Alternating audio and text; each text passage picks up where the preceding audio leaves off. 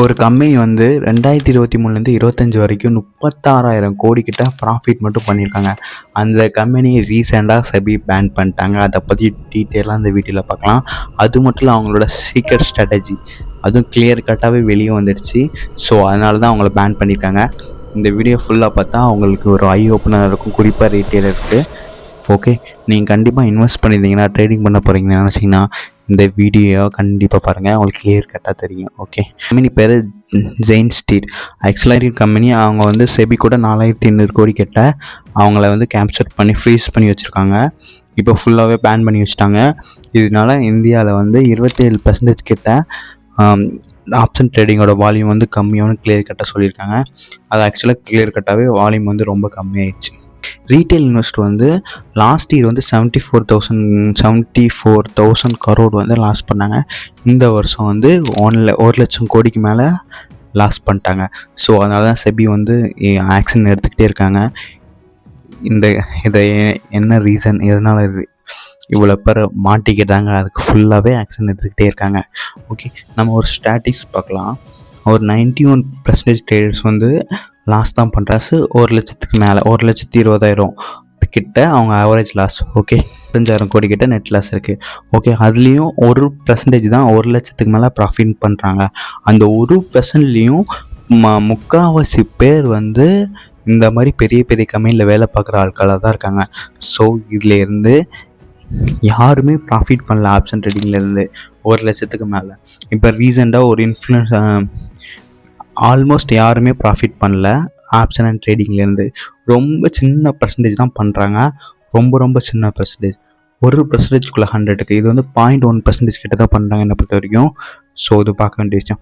இப்போ ஹிந்தியில் செபி நிறைய பேர்த்த பேன் பண்ணியிருக்காங்க. குறிப்பாக ஒருத்தர் வந்து அவர் வந்து நிறைய லாஸ் பண்ணிட்டார். ஸோ அந்த லாஸ் கம்மி பண்ணதுக்காண்டி கோர்ஸை விற்று அந்த லாஸை கம்மி பண்ண வச்சார். நீங்களாம் ஜெயிக்க முடியாது, குறிப்பாக ரீட்டெயிலர். ஓகே, ஏன் கிளியர் கட்டாக அந்த வீடியோவில் சொல்கிறேன். ஓகே, ஜெயின் ஸ்ட்ரீட்டில் வந்து ஒரு எம்ப்ளாயி வந்து இன்னொரு கம்பெனிக்கு போனாங்க. உடனே அப்போ வந்து ஜெயின் ஸ்ட்ரீட் வந்து அவங்க எம்ப்ளாயி மேலே கேஸ் போட்டாங்க. எங்களோட சீக்ரெட் ஸ்ட்ராட்டஜி வந்து யூஸ் பண்ணுறாங்கன்னு சொல்லி யூஎஸில் தான் கேஸ் போட்டாங்க. யூஎஸில் கேஸ் போட்ட உடனே என்ன திரும்ப பண்ணாங்க, ஜட்ஜு வந்து கேட்டாங்க, உங்கள் சீக்ரெட் ஸ்ட்ராட்டஜி என்னன்னு சொல்லுங்கள், நாங்கள் வந்து காப்பாற்ற ட்ரை பண்ணுறோன்னு சொல்லியிருக்காங்க.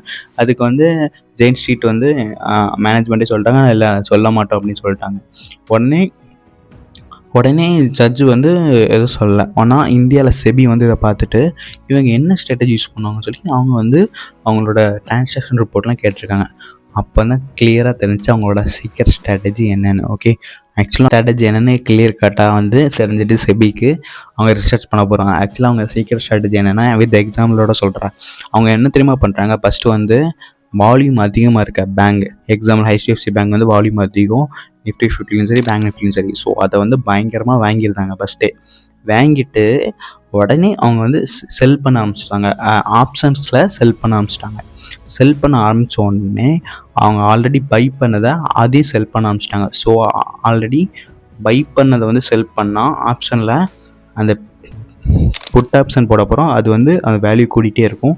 ஸோ இப்படியே பண்ணி அவங்க ப்ராஃபிட் புக் பண்ணாங்க. ஆனால் இதில் அவங்க வந்து பண்ண ஸ்ட்ராட்டஜி வந்து அவங்க வந்து மார்க்கெட்டில் வாங்கின HDFC கொஞ்சம் லாஸ், 750 crore லாஸில் இருந்துச்சு.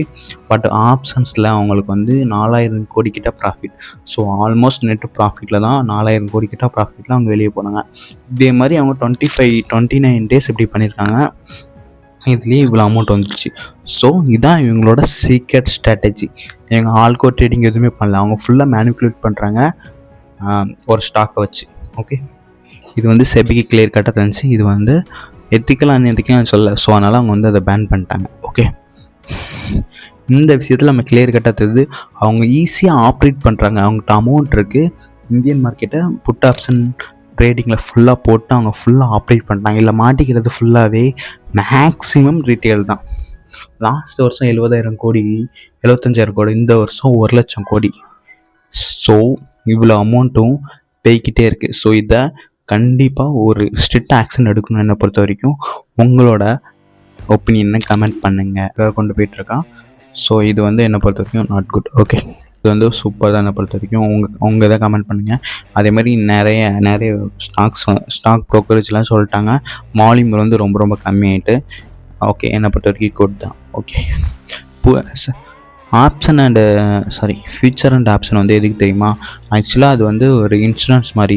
இன்கேஸ் மார்க்கெட் பயங்கரமாக க்ராஷ் ஆகிட்டுனா அது வந்து ஒரு இன்சூரன்ஸ் மாதிரி நமக்கு வந்து பெரிய அமௌண்ட்டு கிடைக்கும். ஓகே, அதுக்கு தான் பண்ணுறாங்க. இதை வந்து நம்ம தப்பாக யூஸ் பண்ணுறோம் ரீட்டெயிலர்ஸ்லாம்.